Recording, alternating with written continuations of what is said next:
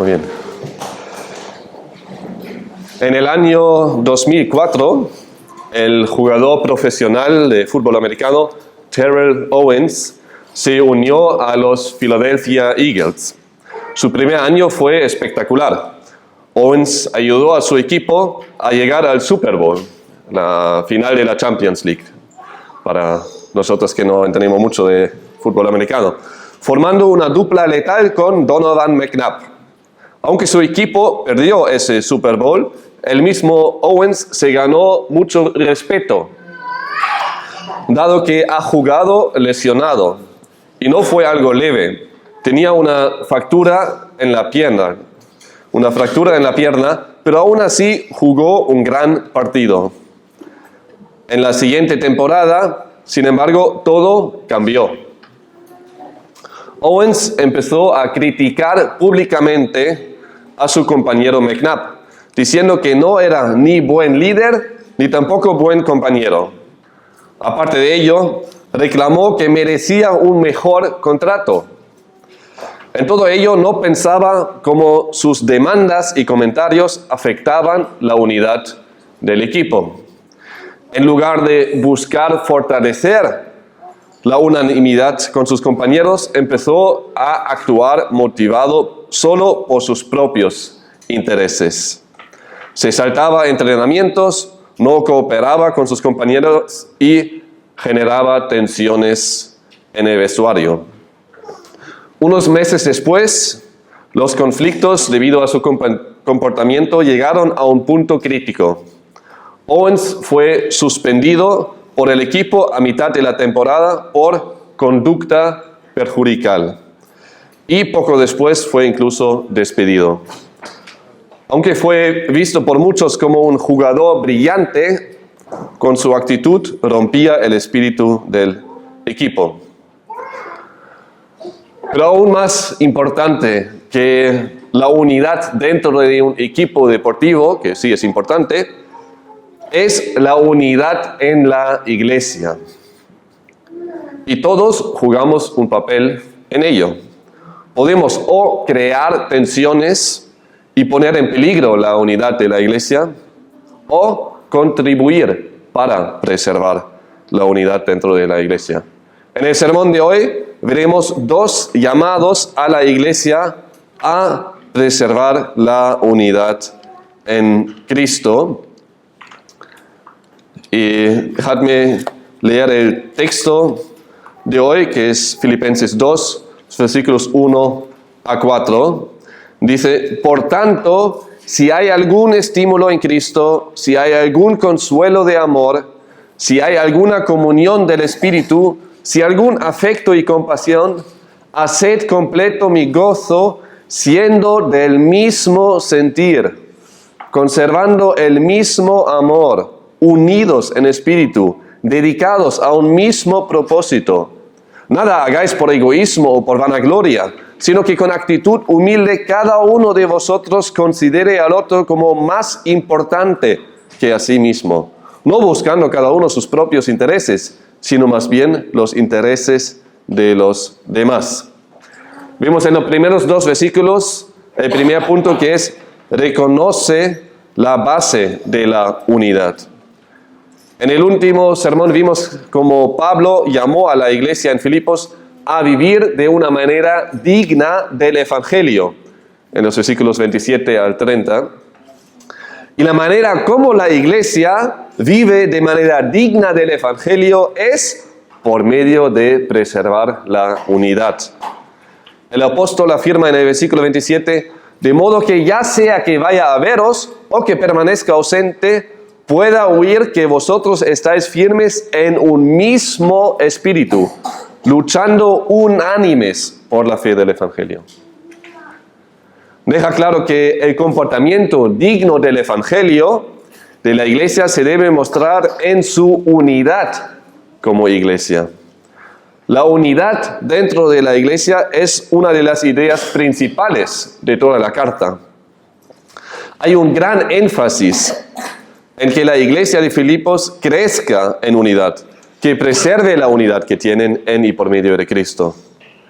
Pablo empieza ese párrafo aquí en el versículo 1 con una lista que parecen condiciones. Aunque el término que Pablo usa aquí se puede traducir como la condición sí o sí hay, también se puede traducir como por qué o ya que, lo cual indica más bien la causa o razón. Y de hecho, muchos eruditos indican cómo debería entenderse aquí ese listado, una descripción de realidades a las cuales Pablo se refiere. Es como si un entrenador de fútbol les dice a sus jugadores antes del partido: pero si ya hemos entrenado duro, si ya hemos estudiado bien al otro equipo, si ya tenéis todo el equipamiento puesto que necesitáis para jugar bien, entonces hacedme feliz y ganad ese partido como buen equipo. En ese sentido, Pablo se refiere a esas realidades. No les pone en duda, no les cuestiona, como bueno, a ver si hay, sino les presenta eso como realidades. Realidades a que los filipenses necesitan ser recordados porque son como los ingredientes necesarios, esas realidades, para la unidad verdadera en la iglesia. Necesitamos tener presente esas realidades para poder preservar la unidad cristiana.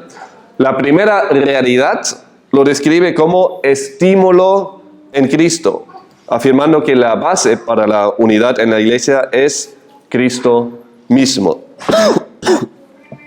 La palabra estímulo significa acompañar a alguien con el fin de asistirlo a través del consuelo, el consejo o la exhortación.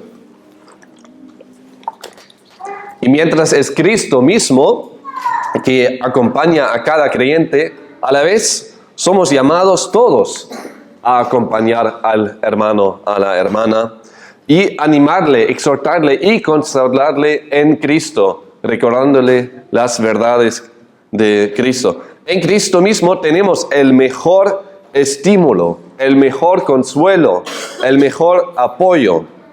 Lo que tenemos en Cristo no se puede encontrar en ningún otro sitio. La pregunta es, ¿en qué nos apoya Cristo? ¿En qué sentido es nuestra ayuda, nuestro consuelo? ¿Está Cristo ayudándonos a conseguir nuestros sueños y nuestras metas? ¿O más bien nos ayuda en poder andar en su voluntad y poder hacer lo que le agrada a Él? Bueno, lo segundo. Él mismo nos ayuda y nos apoya para poder andar en su verdad. Él nos moldea para que seamos cada vez más como Él y para que podamos vivir la misma unidad entre nosotros que ejemplifica el Dios Trino. Tal como Jesús mismo lo oró en Juan 17, los versículos 20 a 21, dice: «Mas no ruego solo por estos, sino también por los que han de creer en mí por la palabra de ellos, para que todos, es decir, todos los creyentes, sean uno. Como tú, oh Padre, estás en mí y yo en ti, que también ellos estén en nosotros para que el mundo crea que tú me enviaste». La unidad se encuentra en Cristo. Aunque ayuda a tener las mismas preferencias, los mismos hobbies, las mismas circunstancias. Sí, ayuda y se puede hablar de ello, pero no vamos a encontrar nunca ahí nuestra unidad como iglesia, sino solo en Cristo. No necesitamos una iglesia unida en su hobby, como las iglesias de motociclistas, deportistas o gamers, sino una iglesia de Cristo. Parece broma, pero realmente existen. Existen las iglesias unidas por su hobby. Aquí os dejo la descripción de las iglesias para motociclistas. De hecho, hay muchos en todo el mundo.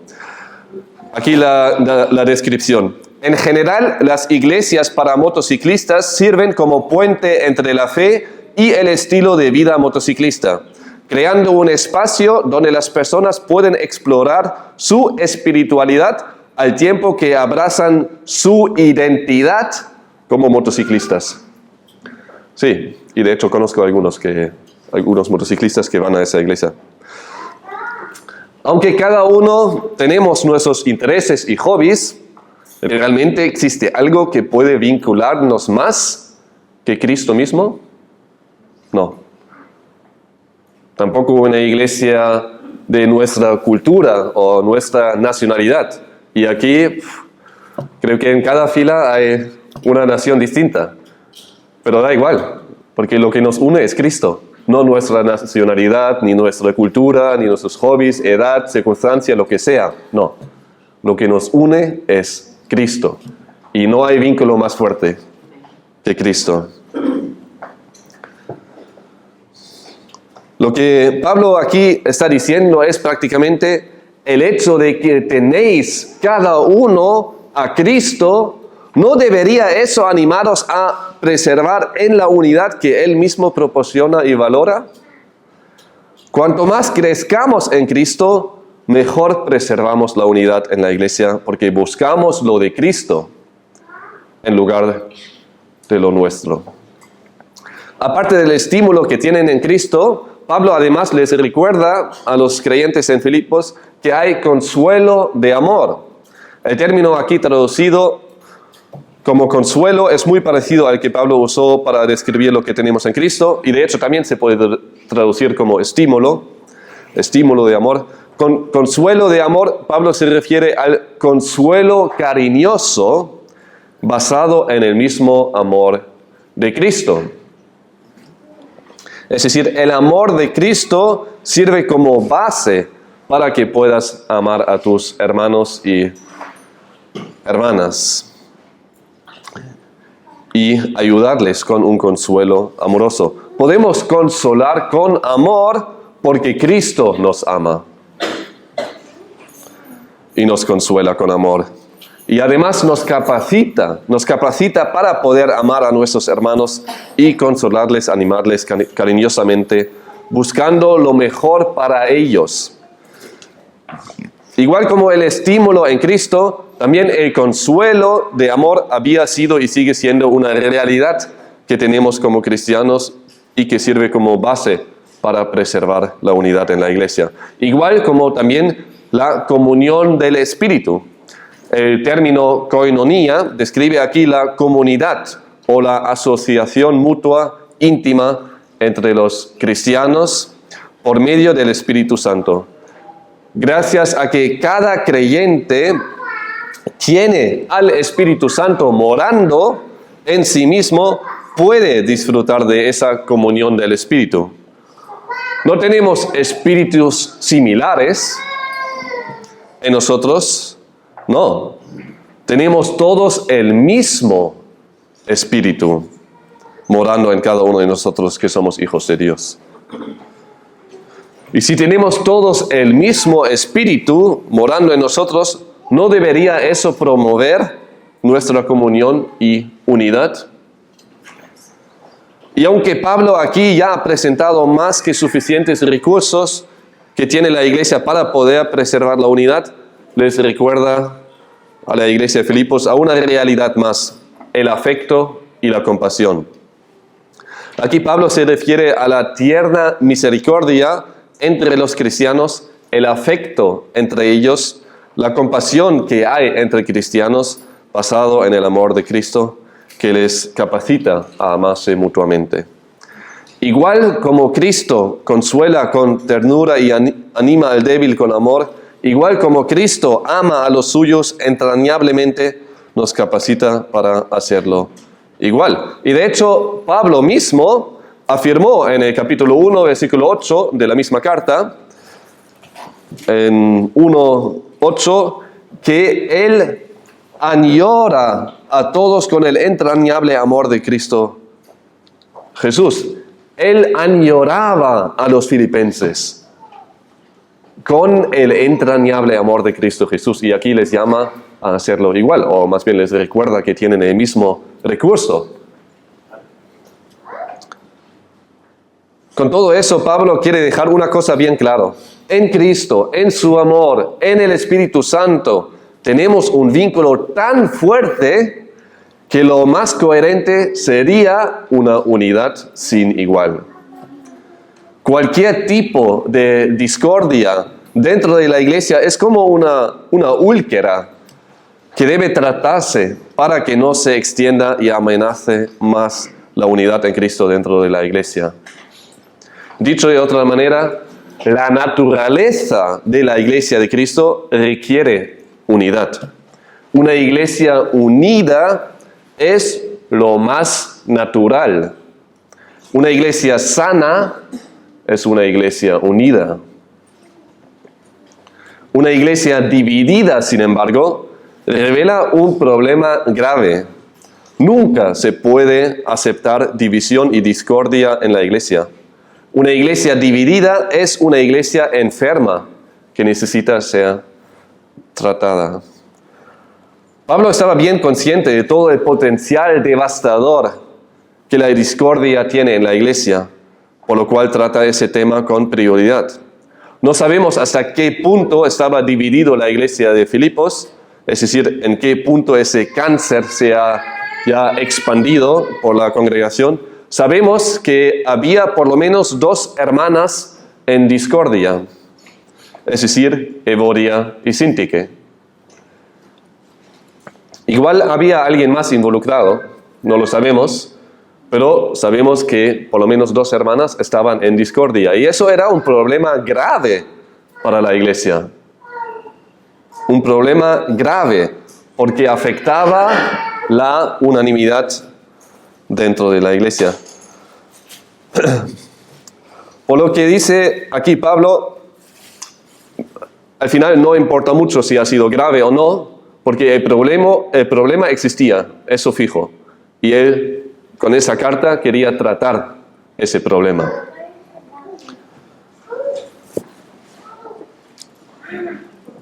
Lo que el texto deja claro es que no se puede nunca tolerar cuando haya discordia dentro de la iglesia, dado que va en contra de la propia naturaleza. Ya sea pequeño el problema o grave, hay que tratarlo. Con ese llamado personal que el apóstol expresa aquí, haced completo mi gozo, en el versículo 1, en el versículo 2, Pablo muestra su propio interés para el bienestar de su querida iglesia en Filipos. Aunque la motivación principal para los filipenses de preservar la unidad en la iglesia no debería ser el de hacerle feliz a Pablo o hacerle un favor, le sirve aquí como una razón más.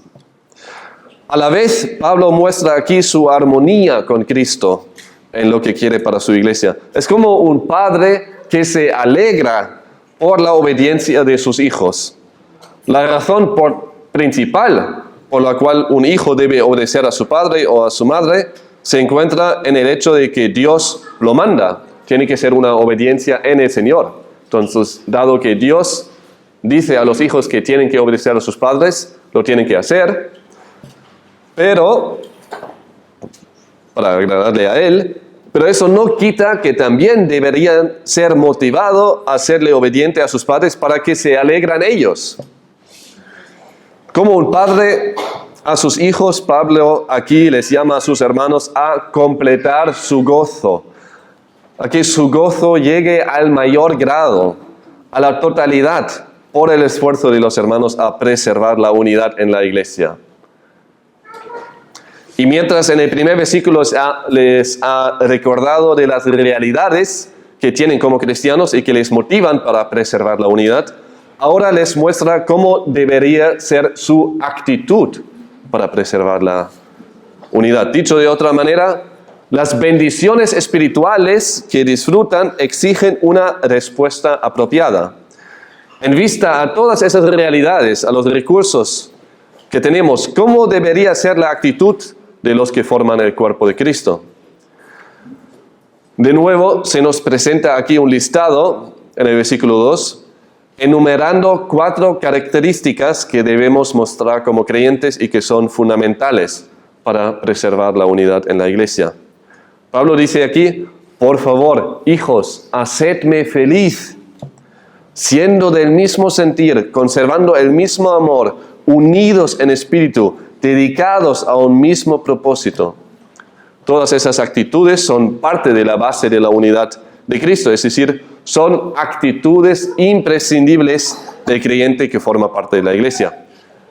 Y son casi sinónimos, o muestran la misma realidad desde diferentes ángulos. Primero dice, siendo del mismo sentir.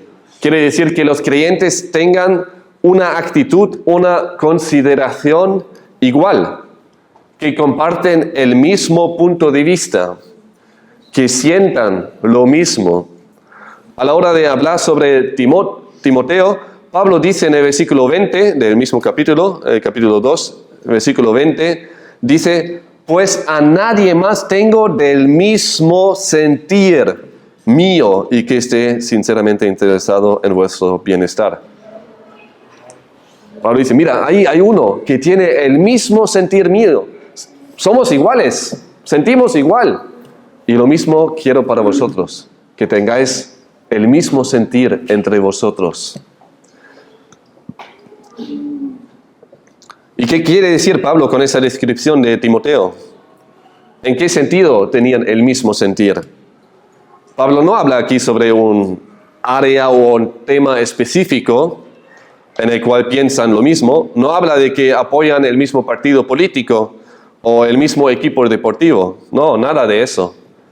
Él habla sobre que tengan la misma actitud, la misma cosmovisión, la misma meta, la misma base, el mismo pensar, algo que pocos tenían en común con Pablo. La pregunta ahora es, ¿a qué se refiere exactamente? ¿Qué es lo que la mayoría no tiene en común con Pablo y Timoteo? Y lo describe bien en el siguiente versículo. En el versículo 21 dice, porque todos buscan sus propios intereses, no los de Cristo Jesús. Menos Pablo, Timoteo, Epafrodito y otros hermanos. Entonces ahí está aquí de la cuestión. Los que buscan sus propios intereses no van a reflejar nunca una unidad, pero los que buscan lo de Cristo, ahí sí hay unidad. Eso es tener el mismo sentir. Por norma general, cada uno está mucho más interesado por lo suyo que por los demás. No solemos pensar primero en los intereses de los demás, ni tampoco en los de Cristo. Es muy interesante cómo está ligado lo uno con lo otro.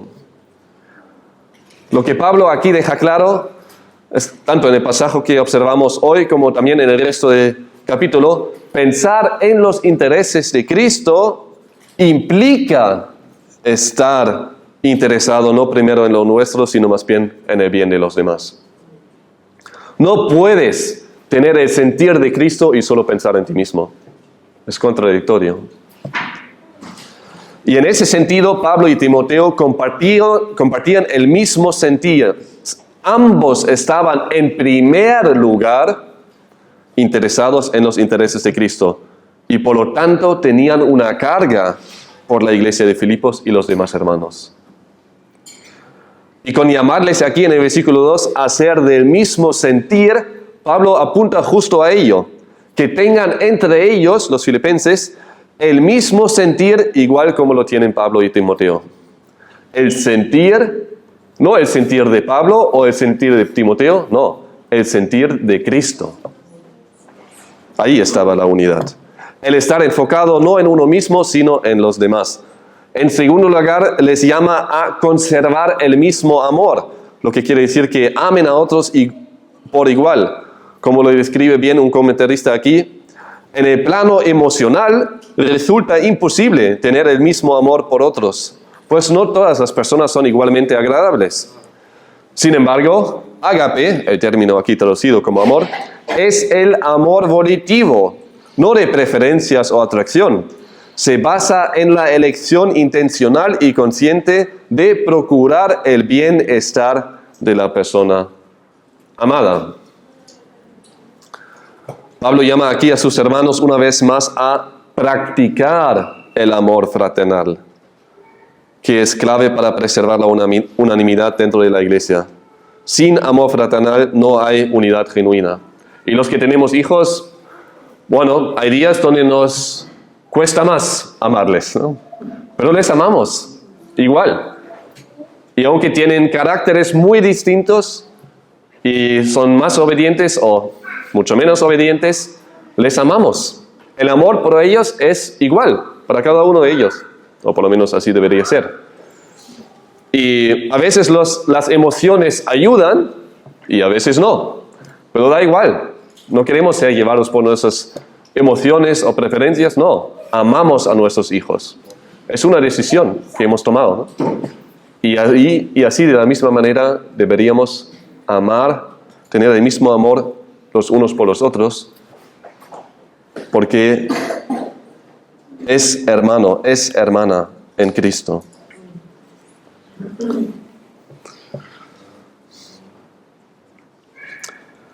En tercer lugar, les llama a ser unidos en espíritu. Mientras en el primer versículo Pablo sí se refiere al Espíritu Santo, hablando de la comunión del Espíritu, aquí no se refiere al Espíritu Santo, sino más bien a la mente. Es decir, les llama aquí a que tengan la misma mentalidad, que haya armonía entre ellos. Una armonía que tiene como base la mentalidad de Cristo. Cuando todos tengan la misma mentalidad, existe una armonía no artificial, no forzada, sino genuina. Por último, les llama a estar dedicados a un mismo propósito, que tengan la misma actitud, la misma consideración, que sostienen el mismo punto de vista, que sientan una misma cosa, como lo traduce la Reina Valera 60, que sientan una misma cosa. Va en la misma dirección como las tres actitudes ya mencionadas. De hecho, casi sirven como sinónimo, ¿no? Siendo del mismo sentir, conservando el mismo amor, ser unidos en espíritu y dedicados a un mismo propósito, hablan de lo mismo desde diferentes puntos de vista, diferentes ángulos.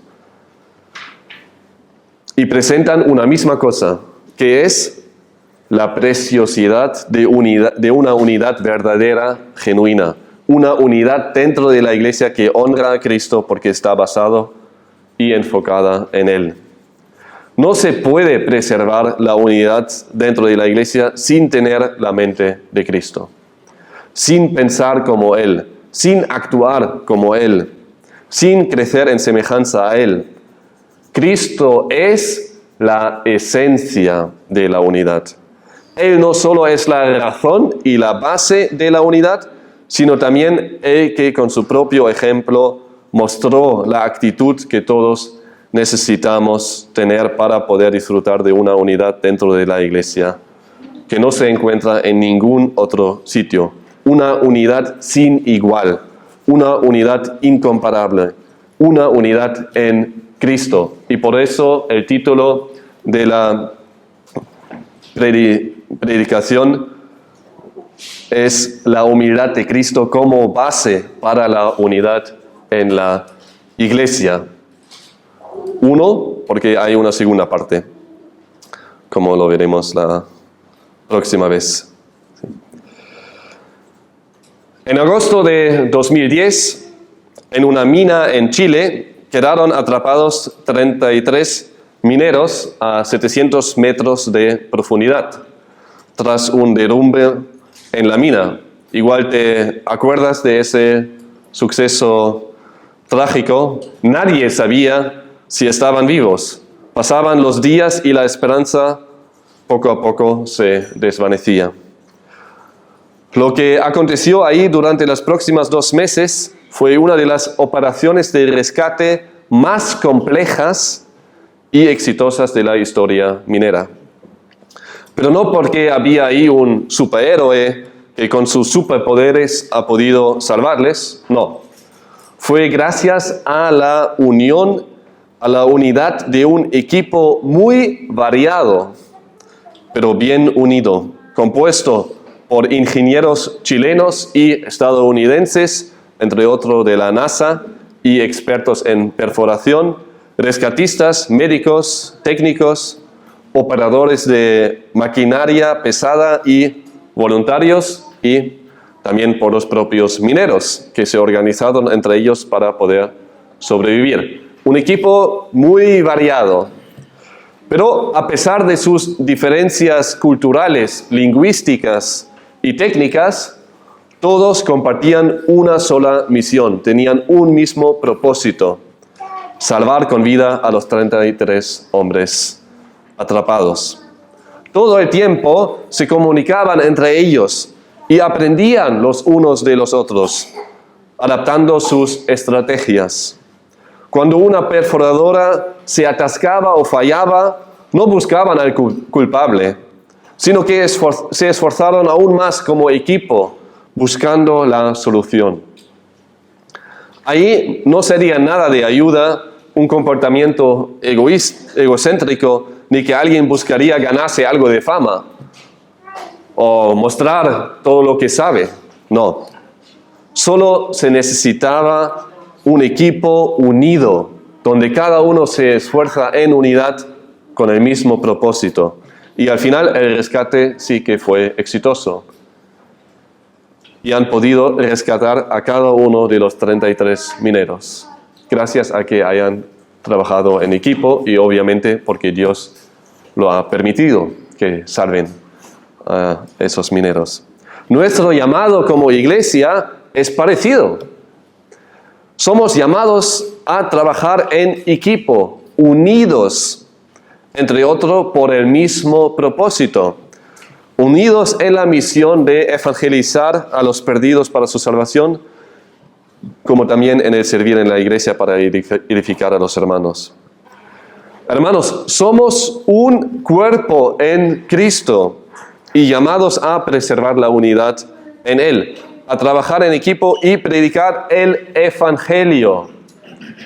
Igual como la iglesia de Filipos. Estaban trabajando en la proclamación del Evangelio, que Cristo vino al mundo para salvar al pecador, que Cristo vino para cargar en sus hombros el pecado de todo el mundo, para que cada uno que se arrepienta y cree en Él, ya no viva en pecado, sino que sea librado del pecado y que tenga paz para con Dios. Él pagó por nuestros pecados en la cruz, pero no se quedó ahí en la tumba, sino resucitó al tercer día.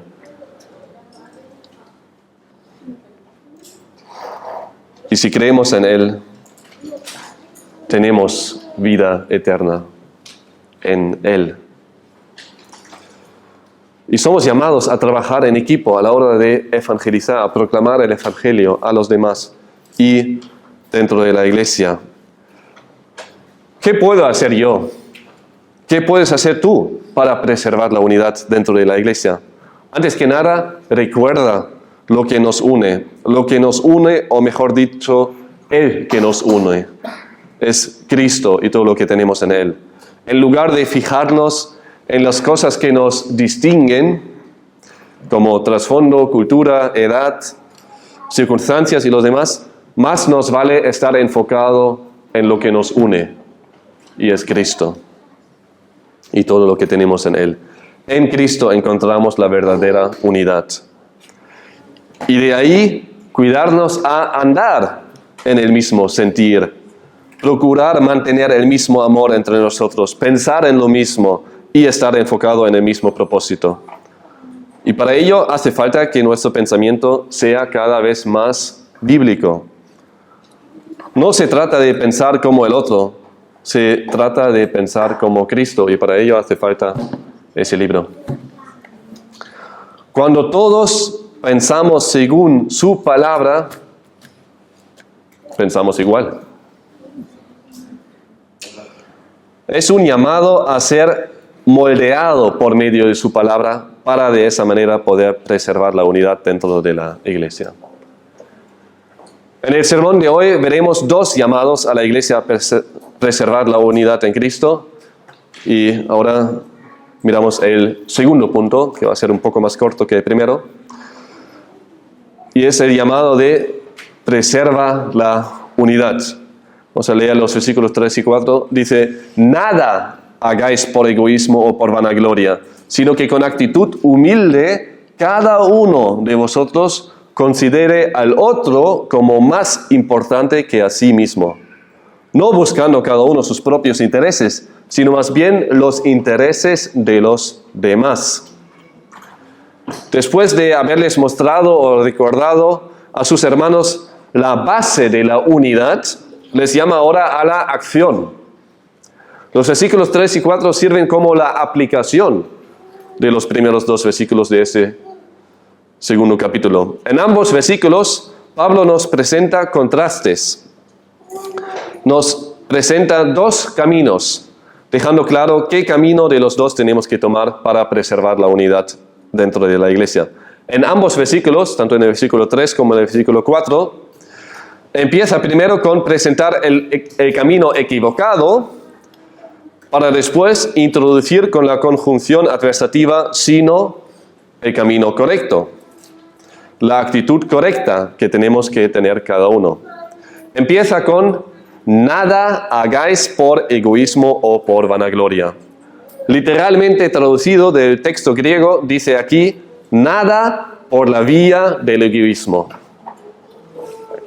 El apóstol deja claro que lo más peligroso para la unidad dentro de la iglesia es el egoísmo. El estar enfocado en uno mismo. El pensar en uno mismo. El tener una ambición egoísta con la implicación de rivalidad, tal como lo mostraron los que predicaban el Evangelio por ambición personal, como Pablo les describe en 1:17. Nada de lo que hacemos debería nunca ser motivado por egoísmo o por vanagloria, por orgullo injustificado, por engreimiento. Un cristiano tiene que tener claro que no hay nada que se puede enorgullecer menos de Cristo. Somos salvos por gracia. Todo lo que tenemos lo tenemos en y por medio de Cristo. Una actitud egoísta y orgullosa es un ataque directo contra Cristo. La vía del egoísmo y orgullo es la vía de Satanás y de los suyos. Algunos de los movimientos satánicos ni siquiera lo esconden, sino de hecho se llaman a sí mismos movimiento de orgullo. Son orgullosos de su rebelión contra Dios y de su propio pecado. Del mismo modo como un cristiano que forma parte del movimiento del orgullo, como se llama el movimiento del LGBTQI+, sería una contradicción en sí mismo si uno forma parte de ese movimiento, dado que todo lo que presenta ese movimiento va totalmente en contra del diseño y las verdades de Dios. Y de la misma manera, una actitud egoísta y orgullosa es contradictoria para un cristiano. Un cristiano no puede tener esa actitud egoísta y orgullosa. Nada hagáis por egoísmo o por vanagloria, dice Pablo aquí. Realmente nada de lo que hacemos debería ser motivado por egoísmo o vanagloria, sino que con actitud humilde cada uno de vosotros considere al otro como más importante que a sí mismo. En lugar de tener una actitud egoísta y orgullosa, el cristiano tiene que tener una actitud humilde. La humildad es lo contrario al egoísmo y el orgullo. Y de la misma manera como en esos tiempos están promoviendo el orgullo, también están menospreciando y atacando la humildad. ¿Quién quiere ser humilde?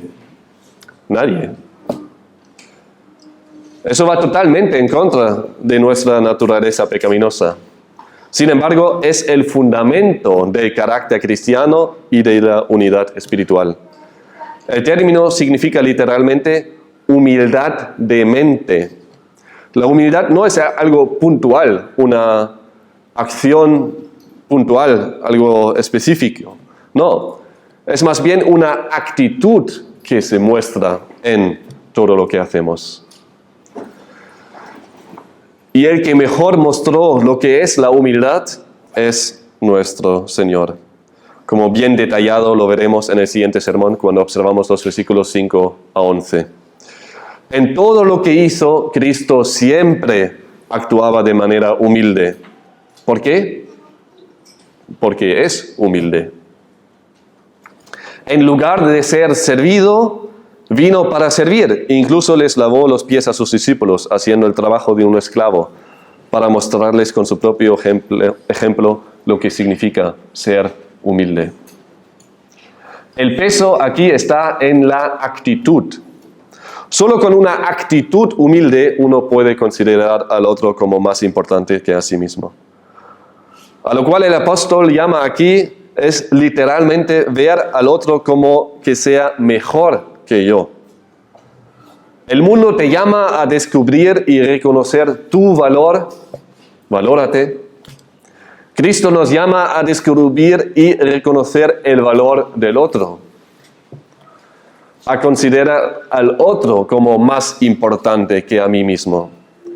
Te llama aquí a ver al otro como superior a ti.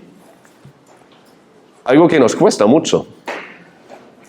Dice un comentarista, es evidente que Pablo tiene en mente una visión del prójimo que no es propia del hombre y que resulta en extremo difícil de alcanzar, aún para creyentes.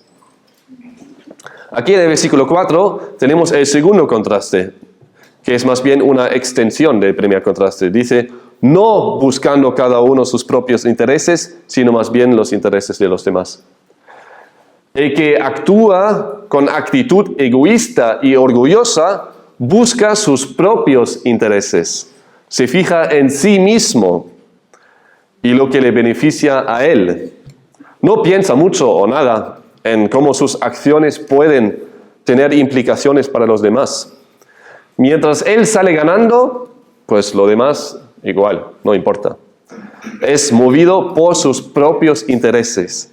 Después de mí, el diluvio, como lo dijo Luis XV de Francia en los últimos años de su vida, mostrando así un egoísmo extremo. Mientras yo estoy bien, lo demás no importa. Nosotros, como cristianos, nunca jamás deberíamos pensar así. Todo lo contrario.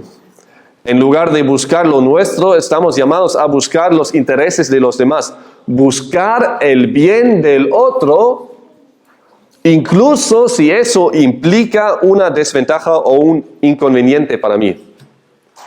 Entonces, saber que, bueno, ahí voy a salir perdiendo, pero le voy a hacer bien al otro, así que lo voy a hacer.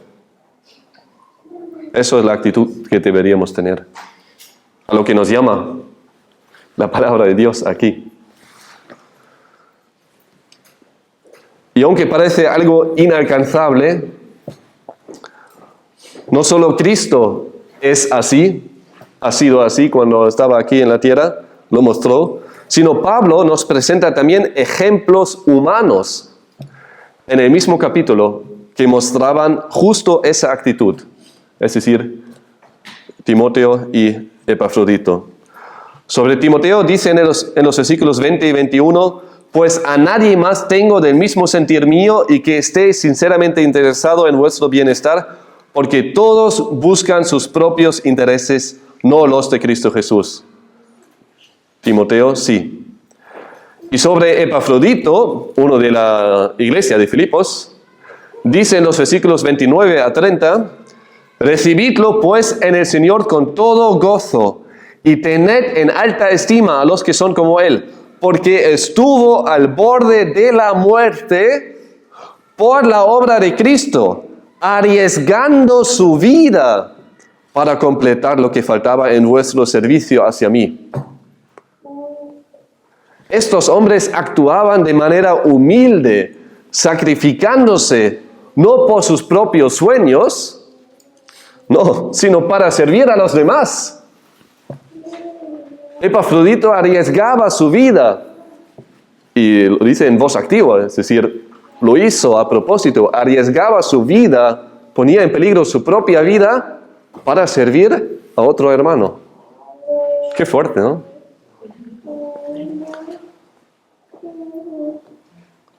Realmente valoraban al otro como más importante que a sí mismo.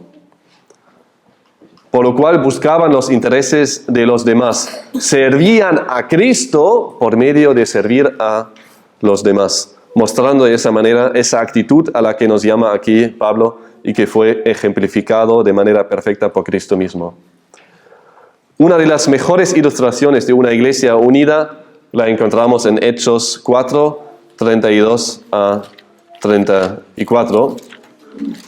En Hechos 4, 32 a 34 se nos dice: la congregación de los que creyeron era de un corazón y un alma, y ninguno decía ser suyo lo que poseía, sino que todas las cosas eran de propiedad común. Con gran poder los apóstoles daban testimonio de la resurrección del Señor Jesús, y abundante gracia había sobre todos ellos.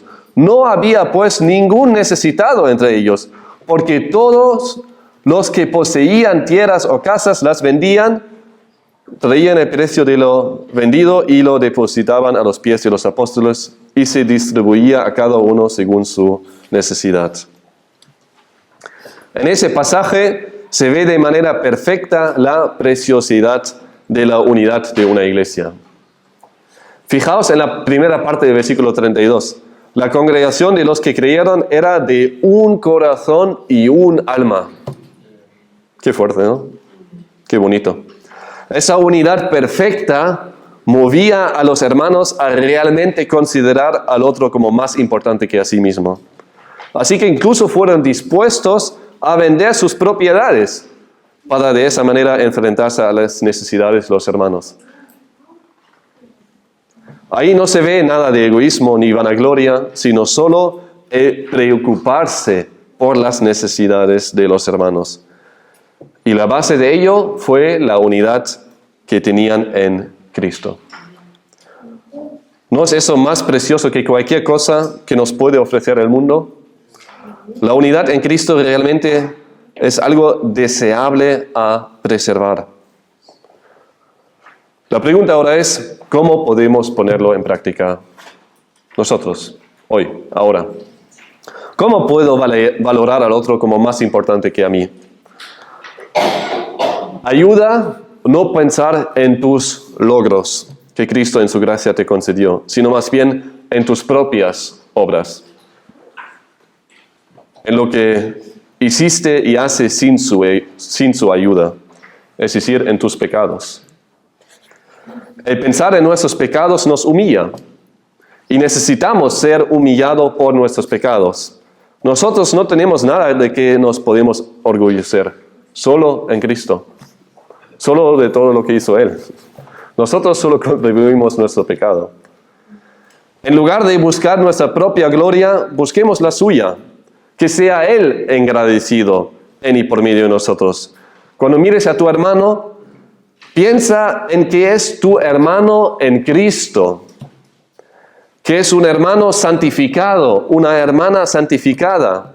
Nunca jamás deberíamos menospreciar a un hermano o una hermana, sino más bien considerar al hermano y a la hermana con actitud humilde, como más importante que yo.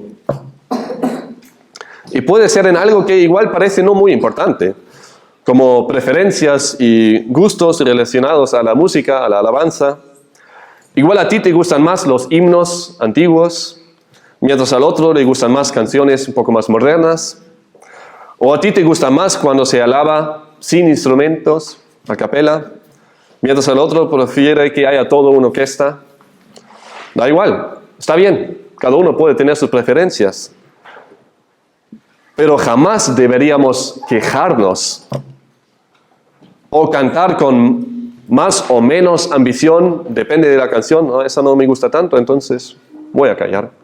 No voy a alabar con toda voz porque no me gusta esa canción. De hecho, en la alabanza congregacional no se trata de nosotros y nuestros gustos, sino más bien de alabar a Dios como un solo hombre. Así que da igual qué área, lo de la música solo fue un ejemplo. En lugar de buscar nuestros intereses y gustos, busquemos más bien cómo podemos preservar la unidad dentro de la iglesia, Y si no me gustan mucho los himnos antiguos, pero sé que al hermano sí, y toca cantar un himno, pues me alegro por él, porque sé que a él le gusta mucho y que cantemos todos juntos. Bueno, es solo un ejemplo para mostrar que nos esforcemos de buscar el bien común de la iglesia en lugar de lo nuestro. Hermano, hermana, hoy hemos visto dos llamados a la iglesia a preservar la unidad en Cristo. Primero, reconoce la base de la unidad y segundo, preserva la unidad. Y tal como nos lo presenta ese texto y lo que viene a continuación, la clave para ello es ser humilde como Cristo, lo cual solo es posible en y por medio de Él, que nos ha dado el ejemplo perfecto en cómo se humilló a sí mismo y es a la vez la base de la unidad. Que crezcamos cada uno hacia Él y de esa manera también en unanimidad el uno con el otro para su gloria y no la nuestra. Oramos. Gracias, Señor, gracias por ser el ejemplo perfecto de la actitud que necesitamos tener nosotros para que podamos preservar la unidad dentro de la iglesia. Y te pido que nos ayudes a cada uno de nosotros a buscar esa unidad, a preservar esa unidad que tenemos en ti y cuidarnos mucho de pensar en nosotros mismos, en nuestros intereses y crear tensiones, discordia dentro de la iglesia. Queremos buscar más bien fortalecer la unidad porque sabemos que tú serás glorificado por medio de la unidad dentro de la iglesia. Y al final no queremos vivir para nosotros, sino para ti. Somos tuyos, Señor. Ayúdanos a estar más enfocados en ti y crecer en ti, en el amor hacia ti y los demás. Ayúdanos. En tu santo nombre pedimos eso. Amén.